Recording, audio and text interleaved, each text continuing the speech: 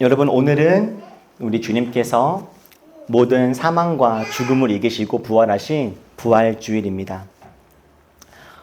오늘 이렇게 부활주일을 맞아서 함께 예배할 수 있음이 정말 큰 기쁨이고 감사입니다. 부활은 우리 기독교인들에게 너무너무나 중요한 승리이고 또 우리가 믿고 따르는 하나님 안에서의 놀라운 은혜입니다. 부활절은 정말 우리 기독교의 그래서 최고의 잔칫날이고 기쁨과 생명력이 넘치는 날이죠. 오늘 아마 모든 교회들마다 크고 화려한 행사들을 할 겁니다. 부활주일 때마다 셀 수 없이 많은 계란들이 팔리고 이 부활주일 관련된 사업들도 아주 호황을 누리는 그런 시기이기도 하죠. 여러분도 주님의 부활이 기쁘십니까? 여러분들에게 주님의 부활은 어떤 의미인가요? 부활은요, 정말 큰 신비이고 부활은 그 자체로 정말 놀라운 일입니다.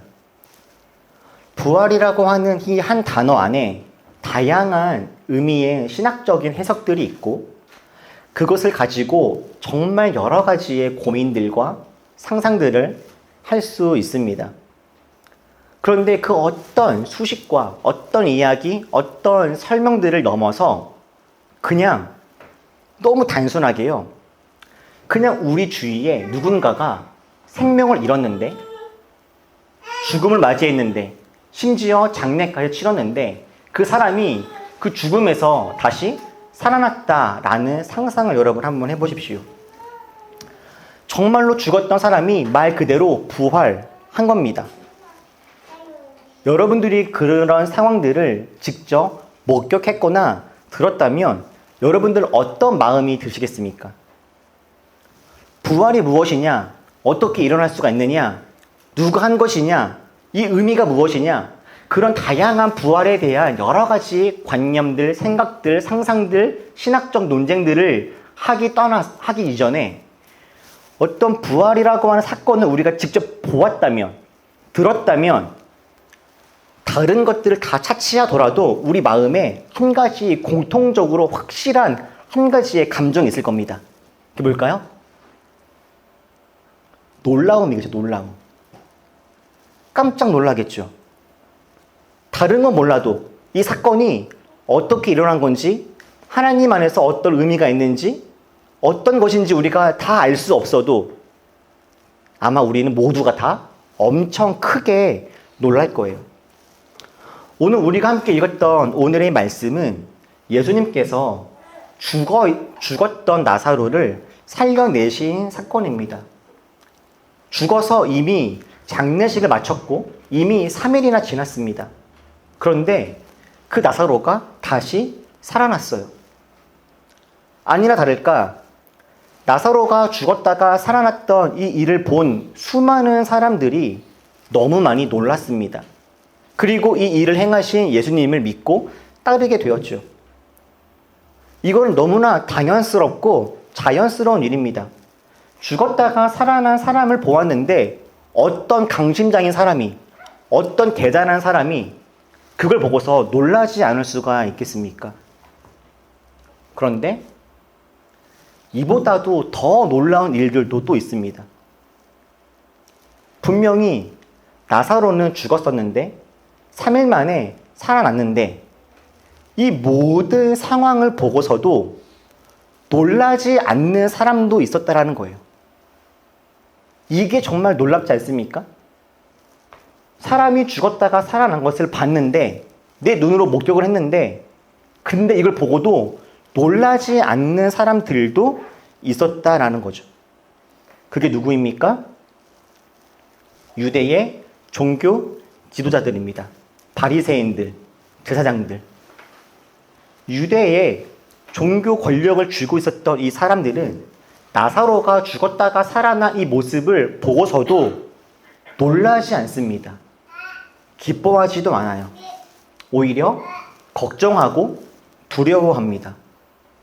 이들은 어떻게 사람이 죽었다가 살아난 이 정말 신기한 광경을 보았음에도 불구하고 이들은 어떻게 놀라지 않을 수 있었을까요? 이들이 이런 엄청난 상황 앞에서도 놀라지 않을 수 있었던 이유는 요한복음 11장 48절에서 이야기해 줍니다. 우리 같이 한번 읽어볼까요? 자, 시작. 모든 사람이 그를 믿으면 로마 사람들이 와서 우리 땅과 민족을 빼앗아 가리라. 바리새인들을 비롯한 유대의 종교 지도자들이 나사로의 부활을 보고서도 놀라지 않을 수 있었던 이유는 그들 마음에 두려움이 있었기 때문입니다. 두려움. 그 두려움이 뭐냐면 로마가 와서 우리 땅과 민족을 빼앗아 갈 것이다 라고 하는 두려움이었습니다. 그런데 조금 이상하죠? 지금 저 상황, 예수님이 이 땅에 오셔서 활동하셨던 저 1세기 때 저 때에는요, 이미 로마가 이미 이스라엘의 모든 땅을 점령하고 있을 때였습니다. 이미 모든 땅을 빼앗았고 로마가 통치하고 있는 바로 그런 상황이었어요. 사실 지금 더 뺏길 땅도 없습니다. 그럼에도 불구하고 바리새인들 비롯한 종교 권력자들은 로마가 와서 우리 땅과 민족을 빼앗아 갈 것을 걱정하고 있어요. 이들이 했던 걱정은 이런 겁니다. 지금 로마가 이스라엘의 모든 땅을 이미 점령했지만 로마는 유대인들에게 자치권을 일정 부분 양도했습니다. 특별히 유대인들의 종교 관련된 부분들은 너네 원래 관념과 풍습대로 해라 라고 유대인들 나름대로의 어떤 문화적 그 풍습을, 자치권을 양도했어요. 그래서 유대인들 사이에서 유대 지도자들이나 바리새인들처럼 힘이 있는 사람들은 여전히 많은 사람들에게 영향력들을 행사할 수 있는 그런 상황이었습니다. 유대 종교 지도자 그룹들은요, 성정과 율법 관련된 종교 자치권을 가지고 비록 그들이 사형을 집행할 수는 없지만 사형 판결을 내릴 수 있습니다. 그래서 간음한 사람이 있을 때 모세의 율법에 의해서 돌로 쳐 죽여야 합니다 라고 사형 판결을 내릴 수가 있어요. 바리새인들이 공식적인 권력자는 아닐지라도 대중과 여론을 움직일 수 있는 힘도 있는 사람이었습니다. 심지어 당시의 모든 행정 권한을 가지고 있었던 빌라도에게 저 사람은 죽이십시오, 저 사람은 풀어주십시오라고 강력하게 이야기할 수 있었고 그들이 강력하게 주장하는 일들은 얼추 들어지는 경우들이 많았어요. 그래서 유대의 힘을 갖고 있었던 종교 지도자 그룹들은 비록 로마의 압제를 당하고 있는 상황에서도 자기들은 나름대로의 삶의 여유를 갖고 살 수 있었던 것이었죠. 그런데 지금 예수님의 영향력이 점점 커지고 있습니다. 심지어 예수님이 죽은 사람까지 살아나게 했고 그것을 보고 주님을 따르는 사람들이 많아집니다. 근데 이거는요, 좋은 일이 아니에요.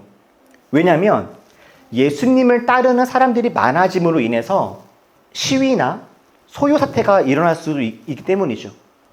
로마가 자치권을 허용하면서도 로마가 가장 싫어했던 것은 그 동네가 시끄러워지는 일입니다. 시위를 하고 데모를 하고 반역을 일으키고 이걸 로마가 너무너무 싫어하는 일이에요. 내가 너희들에게 일정 부분 자치권을 줄 테니 다만 그 땅이 조용하면 좋겠다.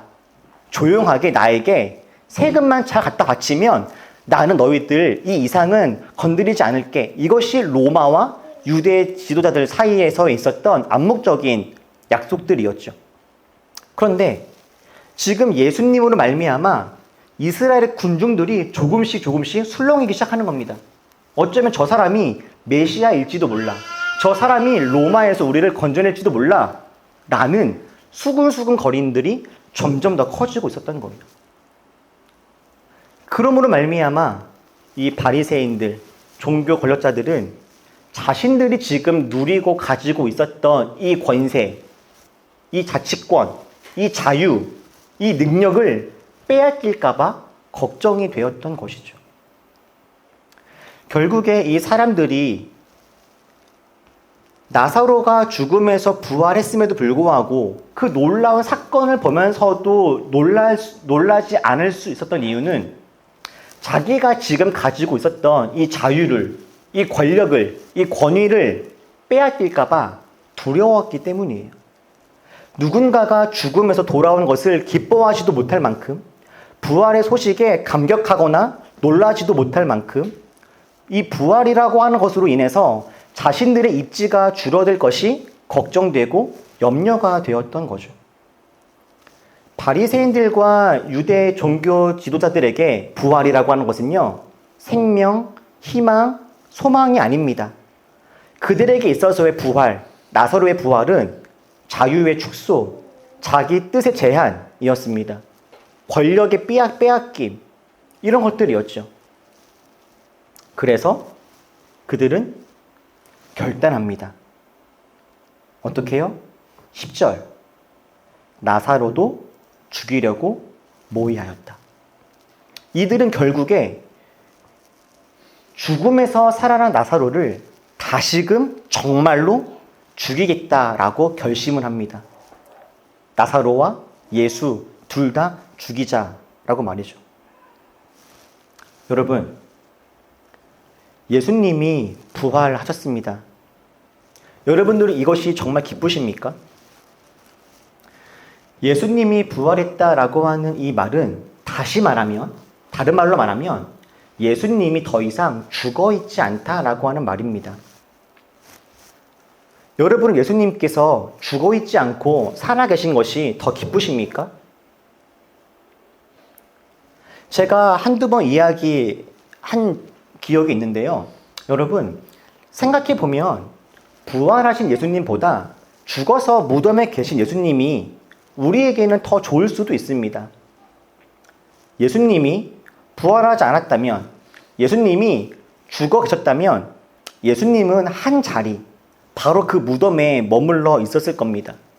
그때부터 2000년 지난 지금까지 이스라엘의 어떤 한 동굴은, 한 무덤은 그냥 예수님이 죽어서 썩어 없어졌던 그 공간이 되었겠죠.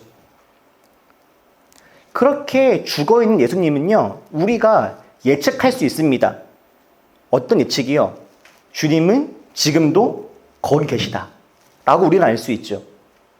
우리가 생각하는 그 시간, 주님은 그 장소에 계실 겁니다. 왜요? 죽었으니까요. 죽은 사람은 움직일 수가 없습니다. 예수님은 항상 언제나 그 자리, 이스라엘의 어떤 무덤, 동굴, 거기에만 계실 거예요. 우리는 내가 원하는 시간, 내가 원하는 때에 그곳에 가서 예수의 무덤 앞에서 우리는 머물 수 있습니다. 주님은 움직이지 않고 거기에만 계실 거니까요. 죽어있는 예수님은요, 내 마음대로 할 수도 있습니다. 죽어있는 예수님의 몸에 향품을 바를 수도 있고 물로 씻을 수도 있어요. 물론 향품이 아깝거나 주님을 위한 것이 아니라면 주님께 드리지 않고 내가 써도 상관없습니다. 죽어있는 주님은 나에게 이래라 저래라 할 수 없으니까요. 죽어있는 예수님은 우리에게 무리한 요구를 하지도 않으십니다. 이렇게 해라, 저렇게 해라, 예배를 드려라, 말하라, 기도를 해라, 말하라, 정직해라, 사랑해라, 이런 말씀도 저희에게 요구하지 않으실 거예요. 왜요? 이미 죽었으니까요. 우리는 다만 예수님과의 옛날 추억들을 회상하면서 과거의 주님과 나 좋았지, 이렇게 상상만 하면 됩니다. 그리고 나도 주님을 사랑했어 라고 그렇게 우리 마음속으로 내가 주님을 사랑했노라 그렇게 생각만 하면 되는 거죠. 그런데 부활해서 살아있는 예수님은 어떠십니까? 살아있는 예수님은요, 스스로 움직이십니다. 스스로 움직이시는 예수님은 내가 원할 때 찾아가서 만날 수 있는 것이 아니라 예수님이 원하실 때 우리에게 오십니다. 우리가 예수님을 만나기 싫고 내 뜻대로 살고 싶은 순간이 있다 할지라도 주님은 우리에게 오셔서 말을 거십니다. 때로는 조금 부담스러운 부탁을 할 수도 있어요. 이렇게 하지 말아라, 저렇게 해라, 저 사람을 도와라, 이 사람을 미워하지 말아라. 우리에게 우리의 마음과는 다른 여러 가지 요구들을 하실 수도 있죠.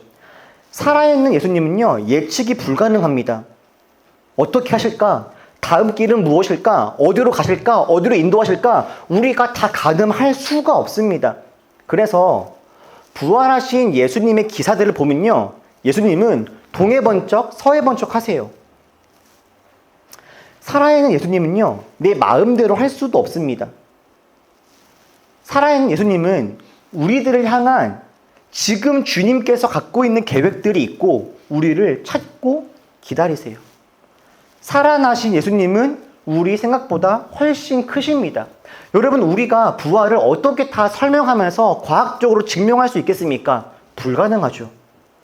부활의 주님은 우리의 이성과 논리로 다 담을 수가 없습니다. 게다가 살아나셔서 지금도 역사하시는 주님은 언제나 우리 안에 있는 욕심과 욕망에 도전하십니다. 우리들로 하여금 죄와 싸우라 하시고 불법과 불의 앞에서 불편함을 느끼게 하시고, 살아있는 예수님은 우리가 이용할 수 있는 존재가 아니라 우리들의 주인 되시며 우리들의 왕이 되고자 하세요.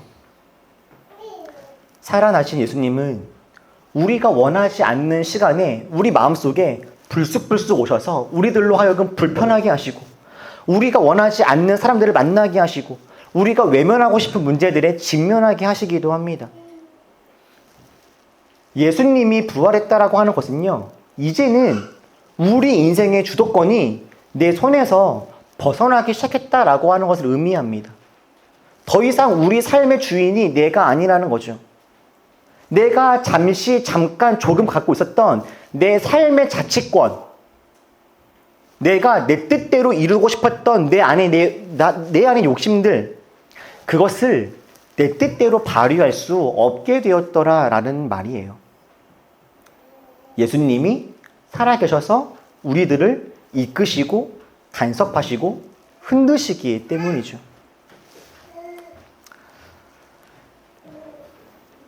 지금도 우리 육아를 하고 있는 가정들이 있지만, 정말 아이를 낳고 키우는 것은요, 말로 다 할 수 없는 행복임에 분명하면서도 또한 그만큼 힘든 일이기도 하다 싶어요. 아이를 키울 때 힘든 것 중에 하나는 아이들이 단 한순간도 혼자 있으려 하지 않고 혼자 있을 수도 없다라는 겁니다.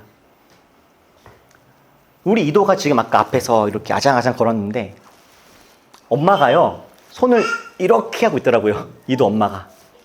왜요? 이도가 넘어지기라도 하면 그 순간 아이를 잡아주려고 하는 거죠. 그렇다고 하잖아요, 지금. 그죠? 부모님은요, 저 갓난 아기들을 한순간도 눈에 띌 수가 없어요. 아기가 움직일 때마다 허리를 숙여서 아이들 따라갑니다. 이게 부모가 해야 되는 일 중에 하나이겠죠. 저도 아이들을 그렇게 키웠습니다. 그런데요, 작년인가 재작년인가 정확히 기억 안 나는데, 제가 이제 방화동에서 살 때 아내와 어느 날 처음으로 아이들 둘만 집에 두고서 아내와 둘이 처음으로 방화동 저희 집 앞에 있었던 스타벅스에 차를 마시러 갔던 날이 있었어요. 아이들한테 엄마랑 아빠 잠깐 나갔다 올 건데 너네 둘만 집에 있을 수 있어? 했더니 아이들이 그렇게 하겠대요. 그래서 아이들에게 핸드폰을 하나 쥐어주고 아내하고 저하고 처음으로 아이가 이제 나와서 키우고 처음으로 아이들만 집에 두고 저희 둘만 나간 거예요. 그래서 커피를 마시고 왔어요. 혹시 불안해서 핸드폰 하나를 아이들 손에 쥐어주고 그렇게 왔었죠. 그날이 기억납니다. 제가 아직도. 그래서 그때 나름 감격스러웠던 그런 일들이 기억나요. 아, 우리 애들이 정말 많이 컸구나. 이도 부모님, 그런 날이 곧 옵니다. 제 기억으로 저희들은 한 10년 정도 걸린 것 같은데 10년 금방 가죠. 그때 진짜 우리 아이들이 많이 커서 이제는 스스로 자신의 삶을 조금씩 살아가려고 하는구나 하는 생각을 했어요. 그런데요, 요즘에 최근에 제가 우리 아이들에게 엄마 아빠 나가서 운동하고 올게 라거나 엄마 아빠 제가 나갔다 올게 라고 이야기를 하잖아요.